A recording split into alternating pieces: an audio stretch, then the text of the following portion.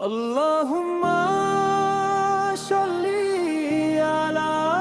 محمد يا ربي صل عليه وسلم Dina to ataya leza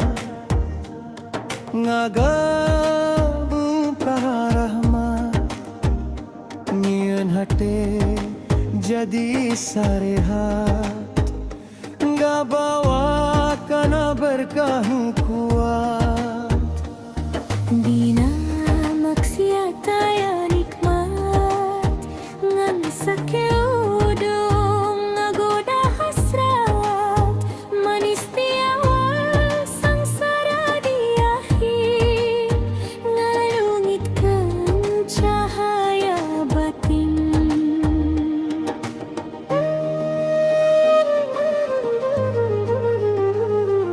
leza bakalan jadi anugerah ngabimbing kana cahaya pikeun hirup penuh hikmah nikmat dina maksiat moal pernah jadi berkah untungna nimbulkan musibah ngabalupakan hati jadi lemah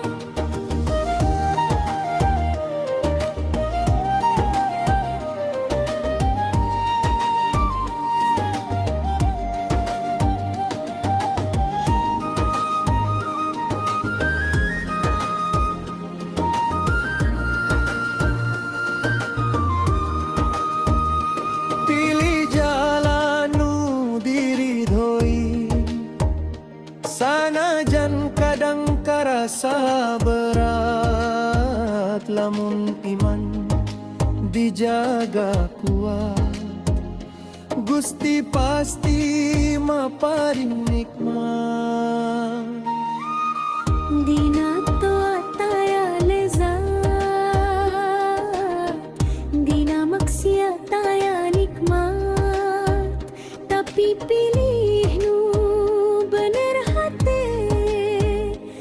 ikan dunia jeung akhirat Allahumma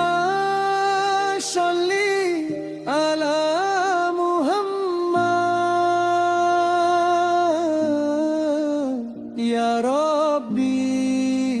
sholli alaihi wasallam